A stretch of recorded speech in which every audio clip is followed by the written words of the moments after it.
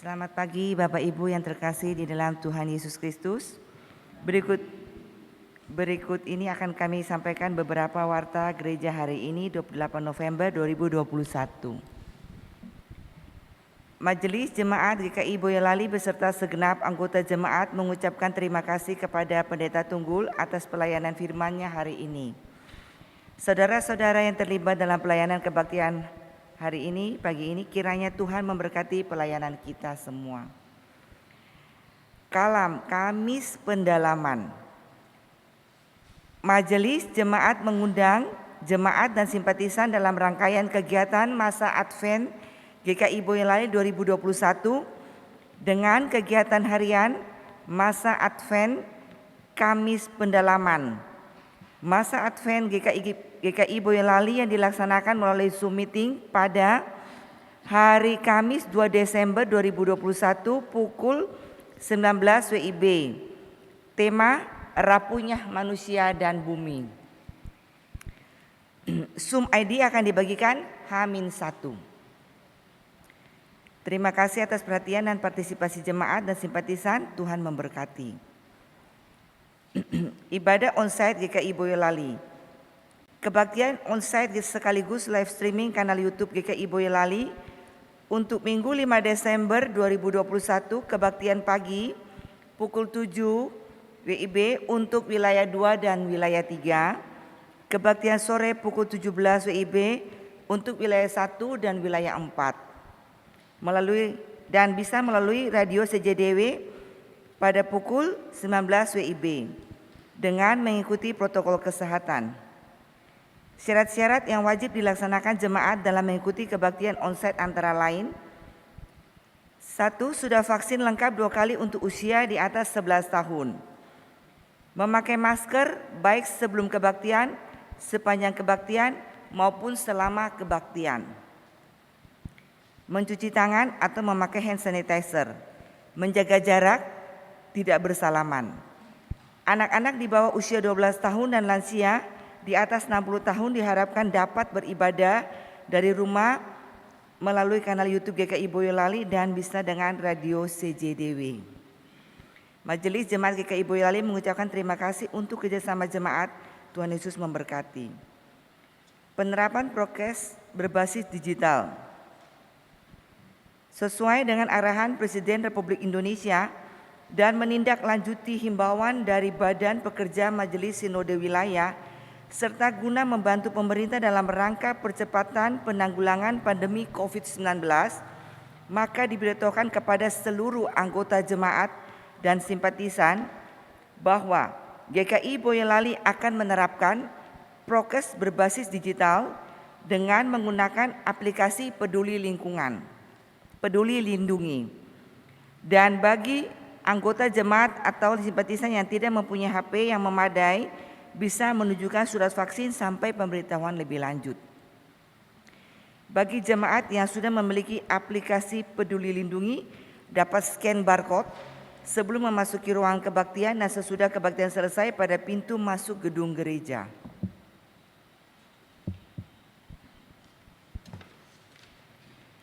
Kebaktian Malam Natal dan Natal GKI Boyolali. Sehubungan dengan ditetapkannya PPKM level 3, maka bagi saudara-saudari yang hendak mengikuti kebaktian Malam Natal dan Natal di gedung gereja, dimohon dapat mendaftarkan diri ke call center GKI Boyolali di nomor HP 085647808306.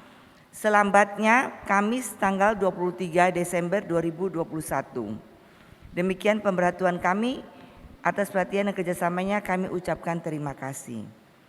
Persembahan dalam kebaktian hari ini, jemaat dapat memasukkan dalam kantung persembahan merah dan hijau yang ada di depan. Jemaat dapat memasukkan persembahan sesudah kebaktian selesai. Atas perhatiannya kami ucapkan terima kasih. Demikian warta jemaat hari ini. Warta selengkapnya dapat dibaca dalam warta jemaat hari ini.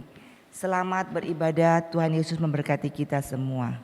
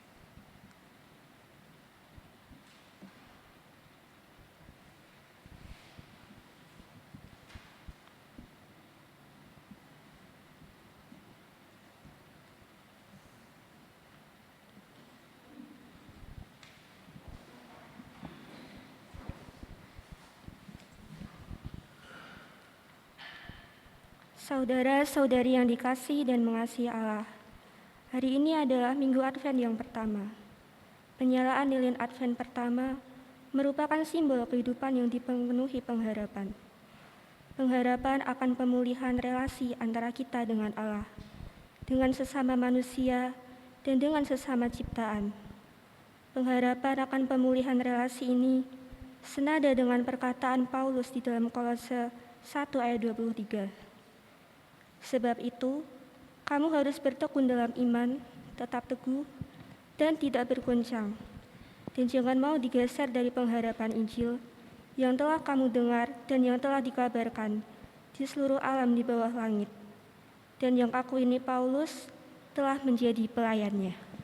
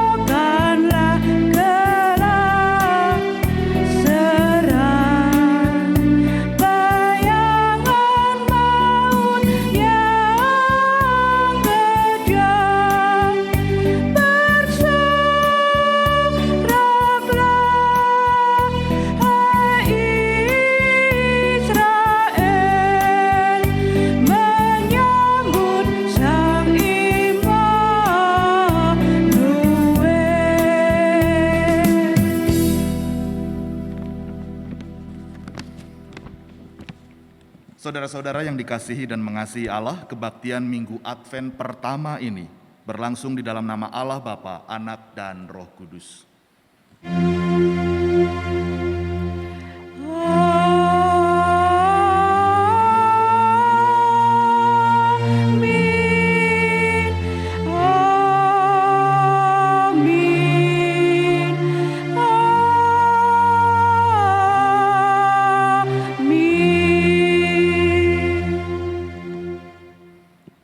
Salam bagi saudara yang datang dalam nama Tuhan, damai Tuhan besertamu.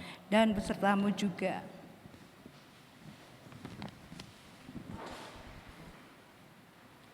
Saudara-saudari yang dikasihi dan mengasihi Allah, rasa takut akan masa depan, rasa tidak percaya akan penyertaan Allah, serta selalu mengedepankan akal tanpa hati dan iman, merupakan sifat manusia yang kerap dijumpai di segala masa.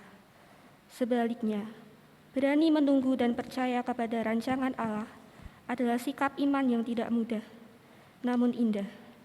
Inilah sikap iman yang digendaki oleh Allah dan yang diserukan oleh para rasul dan para nabi. Sikap iman ini secara konkret mewujud nyata melalui doa-doa yang kita naikkan. Dengan doa, kita merawat kehidupan iman kita. Dengan doa, kita menjaga relasi dengan Allah, sesama manusia dan sesama ciptaan. Dengan doa pula, kita mengisi masa penantian kedatangan Tuhan.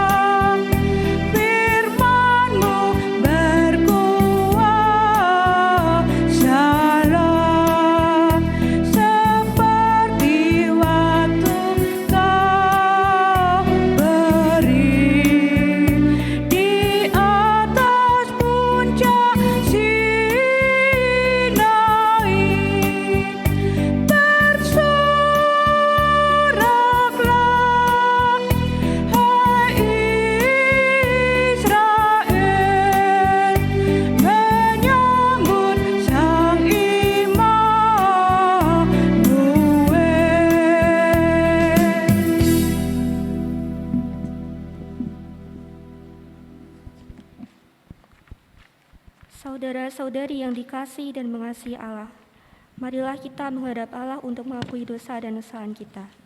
Mari kita berdoa.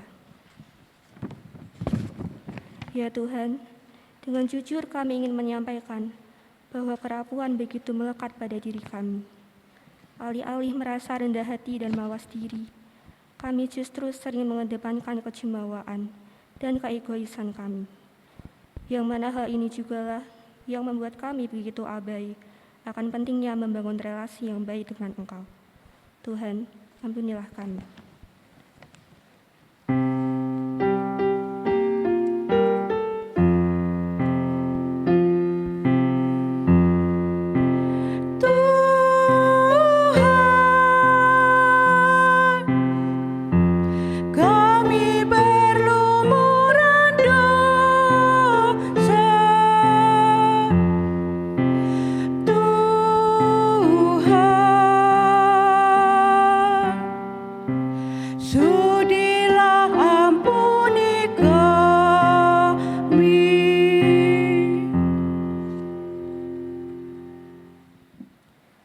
Ya Tuhan, dengan jujur kami ingin menyampaikan bahwa kerapuhan begitu rekat pada diri kami, sehingga kami lebih suka merawat dendam dan prasangka buruk kepada saudara-saudari kami.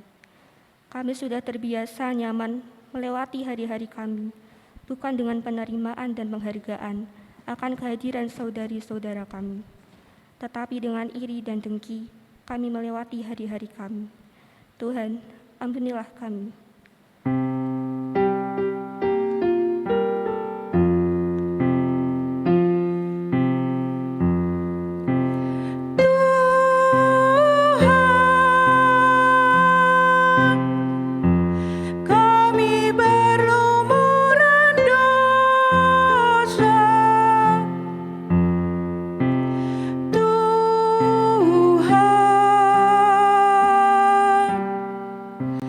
So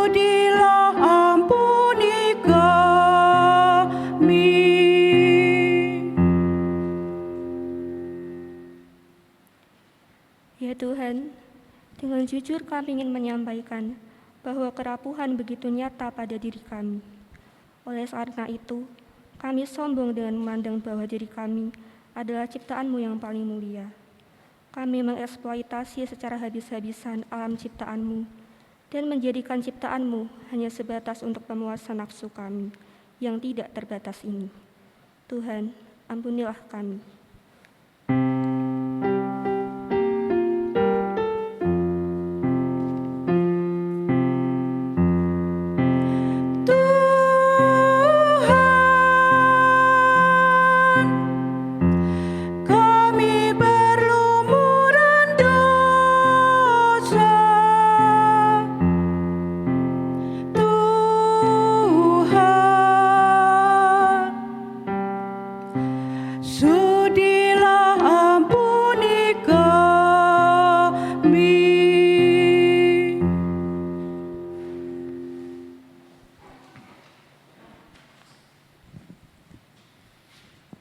Karena belas kasih-Nya yang tidak terbatas, Allah berkenan menerima ungkapan penyesalan dan pertobatan yang dinyatakan secara tulus oleh setiap manusia. Allah yang Maha Kasih mengerjakan pengampunan di dalam segala karyanya, sekaligus menuntun orang yang sudah diampuni masuk dalam hidup baru sebagai ungkapan rasa syukur. Oleh sebab itu, marilah dengan sukacita kita mendengarkan berita anugerah pengampunan seperti yang tertulis di dalam 2 Tesalonika pasal 2 ayat 16. Dan Ia, Tuhan kita Yesus Kristus dan Allah Bapa kita, yang dalam kasih karunia-Nya telah mengasihi kita dan telah menganugerahkan penghiburan abadi dan pengharapan baik kepada kita. Demikianlah berita anugerah dari Tuhan. Syukur kepada Allah.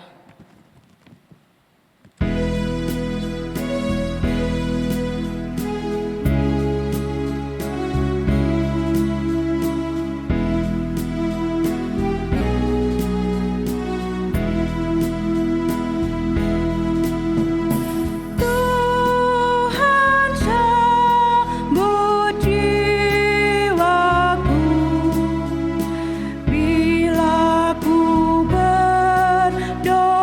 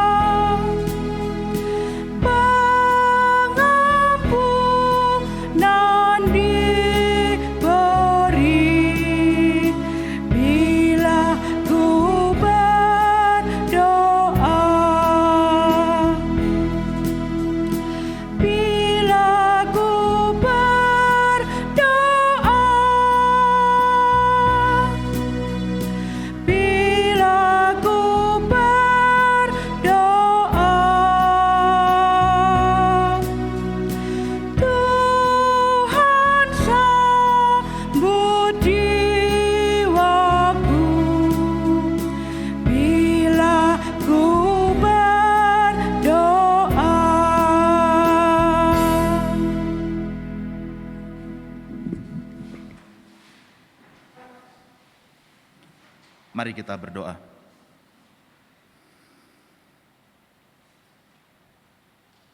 Ya Allah, bimbinglah kami, agar ketika kami membaca sabda-Mu, kami tidak hanya sekadar membaca, tetapi bertekad juga untuk mewujud nyatakannya.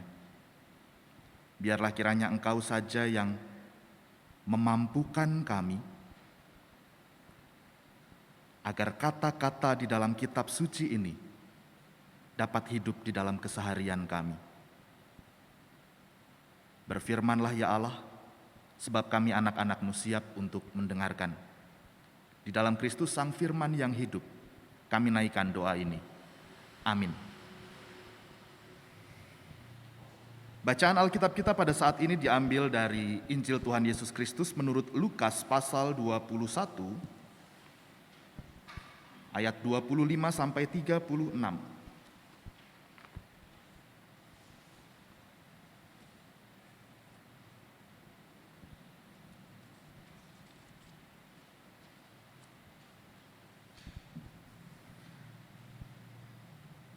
Dan akan ada tanda-tanda pada matahari dan bulan dan bintang-bintang. Dan di bumi bangsa-bangsa akan takut dan bingung menghadapi deru dan gelora laut. Orang akan mati ketakutan karena kecemasan berhubung dengan segala apa yang menimpa bumi ini. Sebab kuasa-kuasa langit akan goncang. Pada waktu itu, orang akan melihat Anak Manusia datang dalam awan dengan segala kekuasaan dan kemuliaannya. Apabila semuanya itu mulai terjadi, bangkitlah dan angkatlah mukamu, sebab penyelamatanmu sudah dekat. Lalu Yesus mengatakan perumpamaan ini kepada mereka. Perhatikanlah pohon ara atau pohon apa saja. Apabila kamu melihat pohon-pohon itu sudah bertunas, kamu tahu dengan sendirinya bahwa musim panas sudah dekat. Demikian juga, jika kamu melihat hal-hal itu terjadi, ketahuilah bahwa kerajaan Allah sudah dekat. Aku berkata kepadamu, sesungguhnya angkatan ini tidak akan berlalu sebelum semuanya terjadi.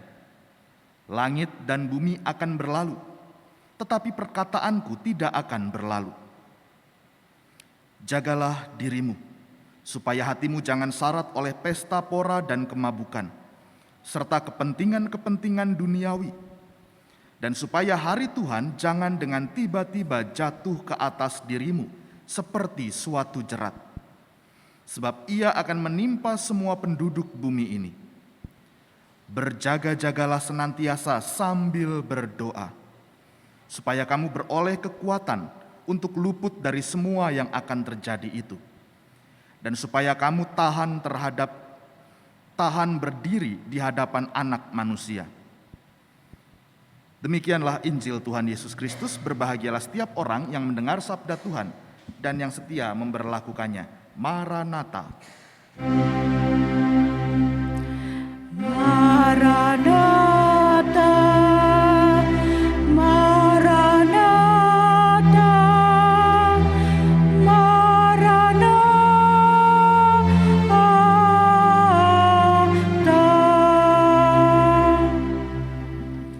Ya, saudara-saudara yang dikasihi dan mengasihi Allah, tidak terasa hari ini kita sudah memasuki Minggu Advent yang pertama. Ini tahun baru liturgis.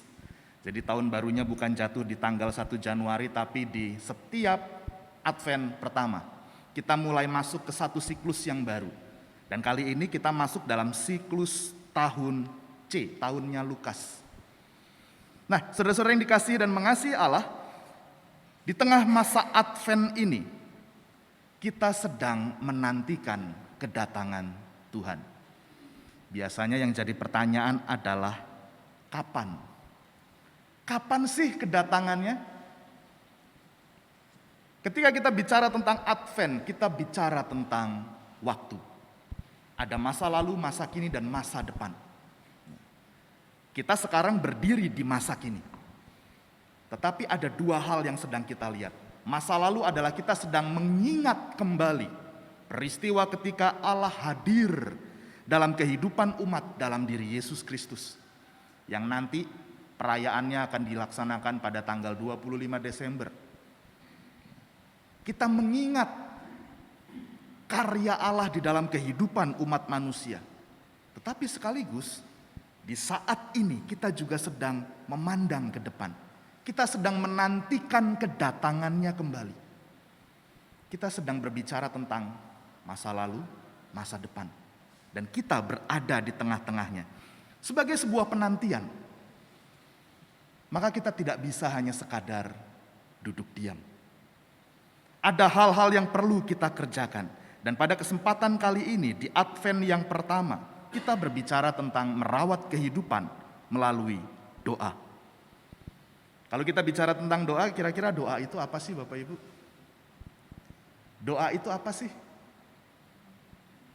Apa? Doa itu apa? Sudah berdoa kan ya? Masih berdoa kan ya? Mau makan berdoa? Berdoa.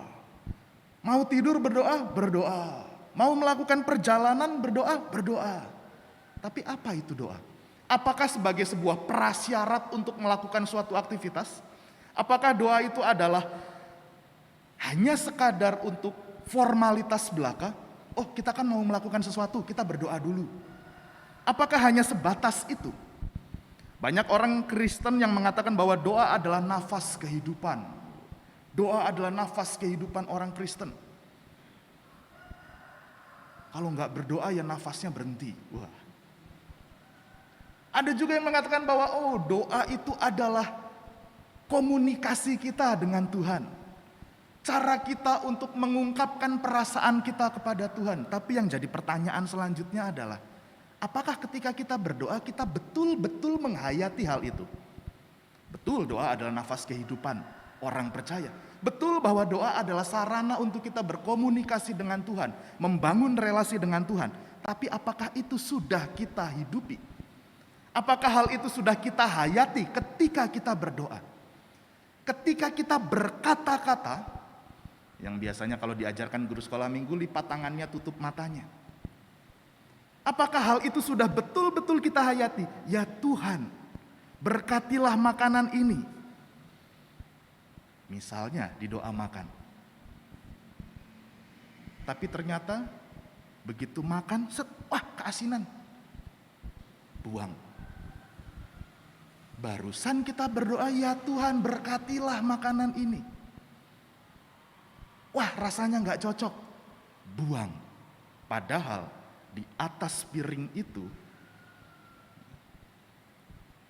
ada berapa banyak nyawa yang sudah melayang, yang sudah dikorbankan untuk bisa memenuhi kebutuhan kita. Ada ayam di situ, ada daging di situ, ada tumbuh-tumbuhan di situ. Berapa banyak nyawa yang sudah tercabut hanya untuk sepiring nasi, sepiring makanan kita. Nah saudara-saudara yang dikasihi dan mengasihi Tuhan, doa kelihatannya sesuatu yang mudah, tetapi menjadi sulit ketika kita harus menghidupi doa itu. Doa bukan sekadar permohonan. Yang sayangnya seringkali orang memaknai doa sebagai semata-mata hanyalah permohonan. Dan akhirnya ketika apa yang dimohonkan itu tidak terwujud, kita kecewa kepada Tuhan. Karena kita menganggap, oh Tuhan harusnya mendengar doaku, oh Tuhan harusnya mau wujud nyatakan apa yang aku inginkan, apa yang aku mohonkan. Ketika hal itu tidak terwujud, ketika hal itu tidak sama dengan harapan kita, kita kecewa.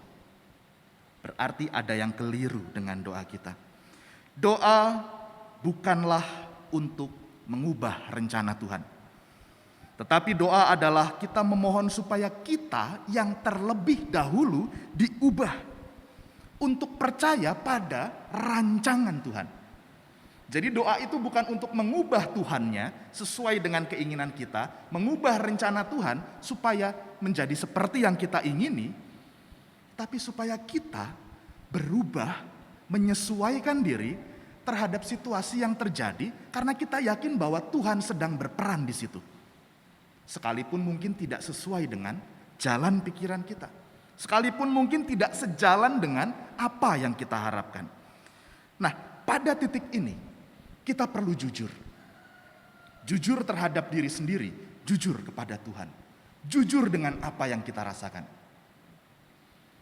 Problemnya adalah biasanya kita menganggap bahwa karena Tuhan itu agung, karena Tuhan itu galak dalam tanda petik, karena Tuhan itu bisa menghukum, akhirnya kita tidak jujur dalam doa kita. Kita takut. Takut kalau itu melukai Tuhan. Takut kalau itu tidak sesuai dengan kehendak Tuhan. Takut kalau ternyata yang kita katakan, yang kita sampaikan, yang kita doakan, ternyata justru malah membuat Tuhan marah. Nah, saudara-saudara yang dikasihi dan mengasihi Allah, ketika kita memandang Tuhan sebagai sahabat, maka kita pun perlu jujur terhadap apa yang kita rasakan.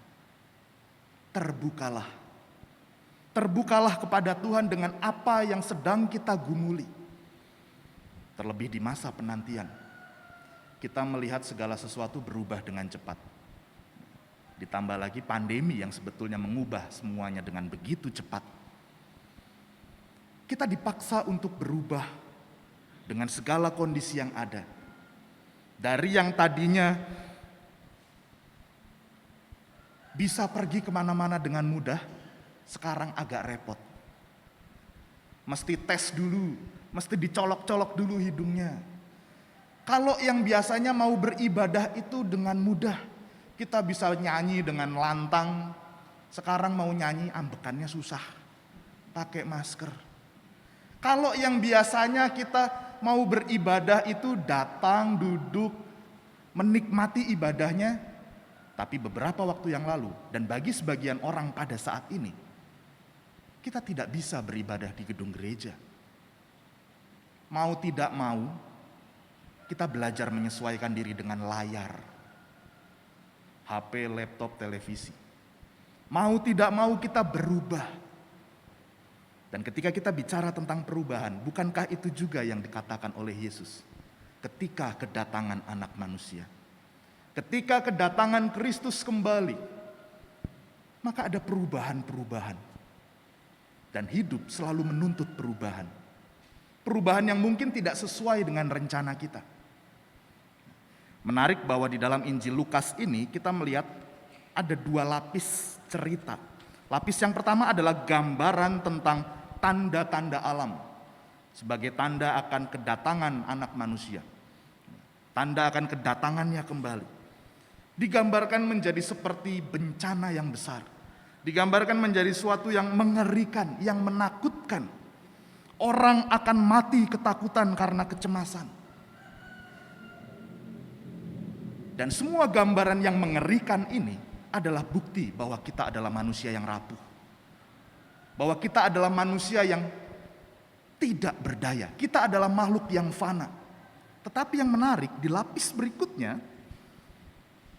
apabila semuanya itu mulai terjadi, bangkitlah dan angkatlah mukamu, sebab penyelamatanmu sudah dekat. Jadi ini sebetulnya bicara tentang penghukuman atau penyelamatan. Kedatangan anak manusia, kedatangan Kristus kembali, akhir zaman yang digambarkan di dalam Injil Lukas ini sebetulnya mau bicara tentang karya keselamatan. Sayangnya biasanya orang terjebak pada konsep hari kiamat, yang sebetulnya di dalam kekristenan kita tidak mengenal istilah kiamat. Kiamat itu kan sesuatu yang mengerikan, terjadi kacau balau, orang berperang. Tapi kita berhenti sampai di situ. Kita lupa bahwa setelah itu Tuhan menunjukkan cintanya untuk menyelamatkan kita dari situasi yang begitu kacau, dari situasi yang chaos ini. Dan bukankah itu yang menjadi pengharapan kita? Termasuk pada saat ini. Ketika hidup kita terasa chaos, ketika hidup kita terasa kacau balau, apa yang kita rencanakan tidak sejalan, kita masih berpengharapan agar Tuhan menyelamatkan hidup kita. Dan pada bagian ini, kita bisa melihat bagaimana Kristus, dalam diri Yesus Kristus ini untuk mengajak kita, jagalah dirimu supaya hatimu jangan syarat oleh pesta pora, kemabukan, kepentingan-kepentingan duniawi. Berjaga-jagalah senantiasa sambil berdoa. Kita perlu mawas. Artinya kita tidak menyangkal semua yang terjadi. Betul bahwa apa yang kita alami ini sesuatu yang berat. Betul bahwa kita sedang menggumuli kehidupan kita dengan tidak mudah. Tetapi di balik ketidakmudahan, di balik setiap ketidakmampuan kita, di situ kita pun sedang membangun kembali relasi dengan Tuhan. Bahwa di dalam ketidakpastian kita sedang belajar untuk menggantungkan hidup kita kepada Tuhan. Kita diajak untuk tetap percaya atas penyelenggaraan Tuhan di dalam kehidupan. Yang mana dari situlah kita dimampukan untuk tetap melangkah menjumpai setiap misteri yang ada. Misteri kehidupan yang ada. Saudara-saudara yang dikasihi dan mengasihi Allah. Di dalam doa banyak hal yang ingin kita ubah. Ya Tuhan kami mohon ini, ya Tuhan kami mohon itu. Ya Tuhan berkatilah ini, berkatilah itu. Ubahkanlah ini, ubahkanlah itu. Mungkin terdengar baik. Tetapi ketika hal itu tidak dibarengi dengan kemauan dan kesadaran untuk mengubah diri sendiri terlebih dahulu, maka semua menjadi percuma. Karena sejatinya doa bukanlah untuk mengubah rancangan Tuhan, akan tetapi pertama-tama doa adalah upaya untuk mengubah diri kita agar percaya pada penyertaan Tuhan di dalam segala situasi kehidupan. Tuhan menolong kita. Amin.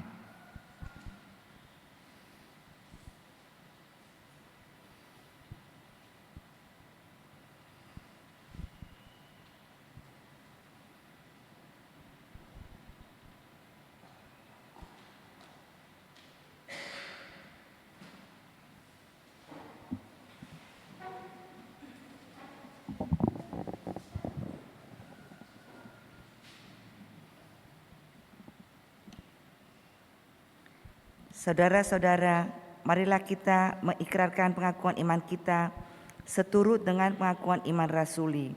Hendaklah kita bersama menyatakan, aku percaya kepada Allah, Bapa yang Maha Kuasa, Khalik langit dan bumi, dan kepada Yesus Kristus anaknya yang tunggal Tuhan kita, yang dikandung dari Roh Kudus, lahir dari anak darah Maria, yang menderita sengsara di bawah pemerintahan Pontius Pilatus, disalibkan, mati dan dikuburkan, turun ke dalam kerajaan maut. Pada hari yang ketiga bangkit pula dari antara orang mati, naik ke sorga, duduk di sebelah kanan Allah Bapa yang Maha Kuasa. Dan dari sana ia akan datang untuk menghakimi orang yang hidup dan yang mati. Aku percaya kepada Roh Kudus, gereja yang kudus dan am, persekutuan orang kudus, pengampunan dosa, kebangkitan orang mati, dan hidup yang kekal. Amin.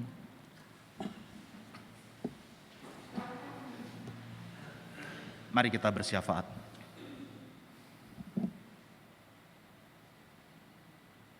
Kami menyadari ya Allah, bahwa hidup kami tidak berarti tanpa kehadiran-Mu. Bahwa perjalanan hidup kami mungkin penuh dengan lika-liku. Pada saat ini mungkin kami sedang bergumul dengan hebat. Kami merasa lelah, kami merasa tidak berdaya. Kami merasa apa yang kami harapkan tidak terwujud. Kami jengah dengan situasi ini ya Allah. Tetapi di balik segala perasaan kami ini, izinkanlah kami untuk tetap berjalan bersama-sama dengan Engkau. Kami tidak tahu apa yang akan terjadi esok hari. Kami tidak tahu apa yang akan terjadi di masa depan. Tetapi kami yakin dan percaya bahwa di dalam langkah ketidakpastian kami, Engkau sedang menuntun kami. Engkau sedang merawat dan memelihara kami, memampukan kami untuk dapat tetap melangkah, menjadi sandaran bagi kami ketika kami merasa lelah dan tidak berdaya.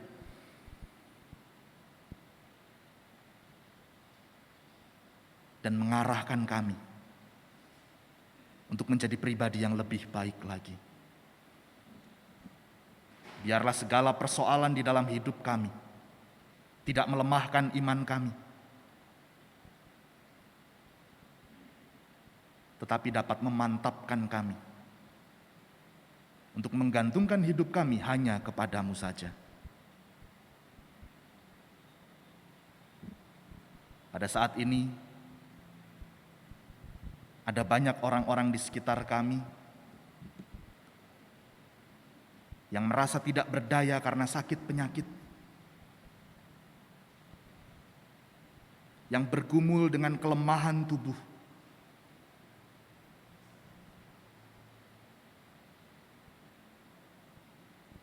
kuatkanlah saudara-saudara kami ini ya Allah.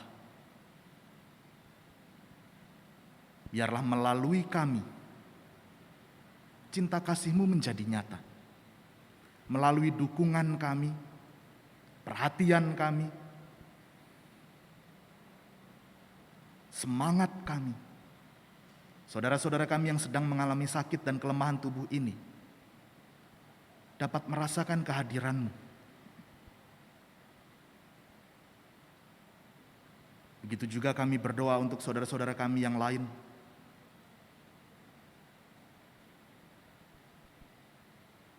yang merasa begitu banyak beban, yang merasa putus asa,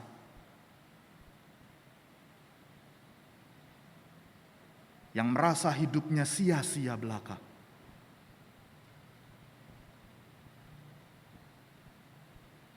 Kiranya terang-Mu memenuhi hati mereka, dan kiranya semangat yang berasal dari-Mu memenuhi kembali hidup mereka, sehingga saudara-saudara kami ini dapat kembali bangkit dan melanjutkan kehidupan dengan tetap mengandalkan Engkau. Dan kiranya Engkau juga memakai kami untuk menjadi sahabat bagi mereka, menjadi perpanjangan tangan-Mu bagi mereka. Pada akhirnya ya Allah, kami menyerahkan hidup kami ke dalam tangan kuasa-Mu. Biarlah di dalam setiap relasi kami dengan sesama, tidak hanya sesama manusia tetapi juga dengan sesama ciptaan, kami dapat menghadirkan damai-Mu. Inilah doa kami, harapan kami, permohonan kami yang kami alaskan di dalam nama Putra-Mu yang tunggal, Tuhan kami, Yesus Kristus. Amin.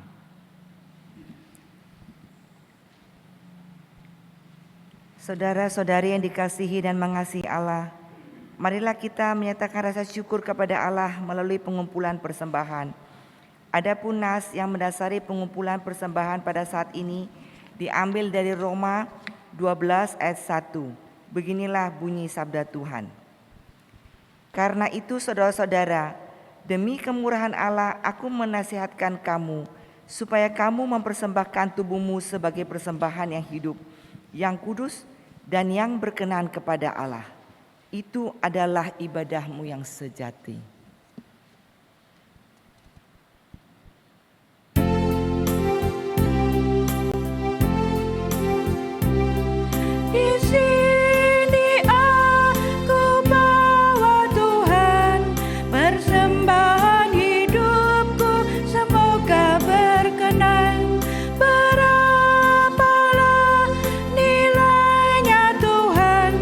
Dibandingkan berkat-Mu yang telah Kau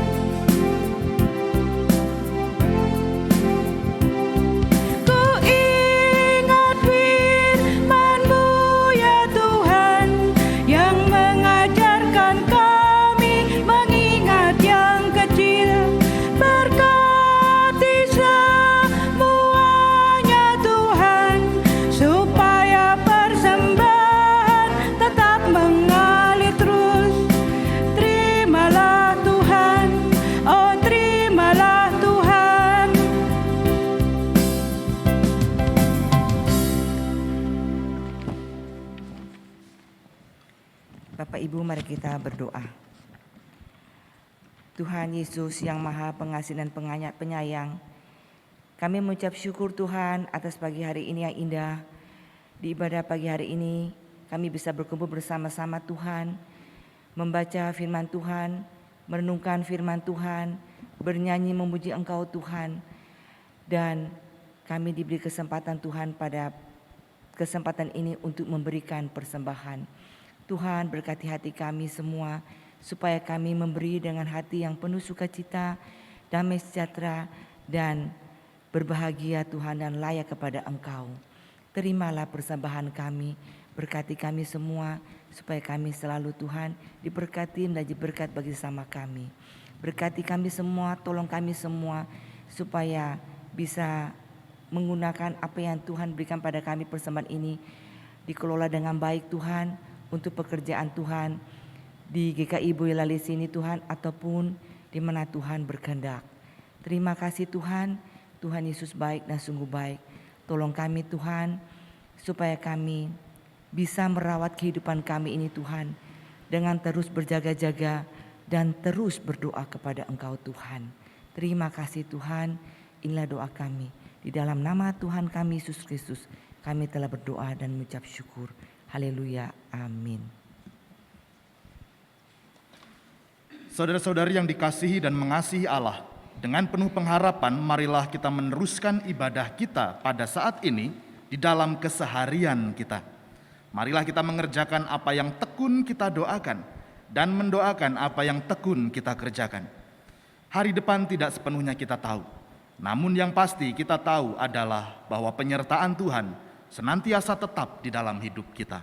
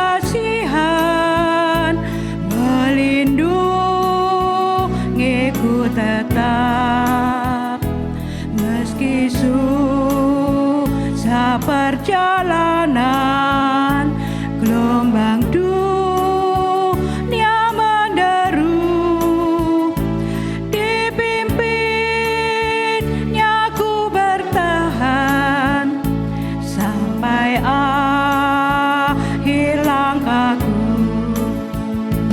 Banyak hal tak ku pahami dalam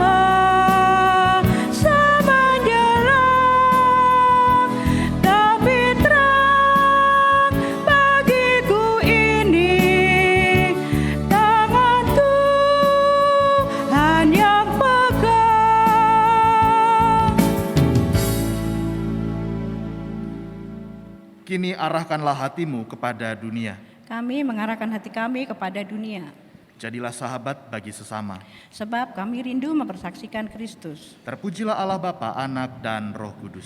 yang tidak pernah memisahkan kami dari kasih-Nya, sekarang dan selama-lamanya. Dan kini terimalah berkat Tuhan. Tuhan memberkati kita dan melindungi kita. Tuhan menyinari kita dengan wajah-Nya dan memberi kita kasih karunia. Tuhan menghadapkan wajah-Nya kepada kita dan memberi kita damai sejahtera. Amin.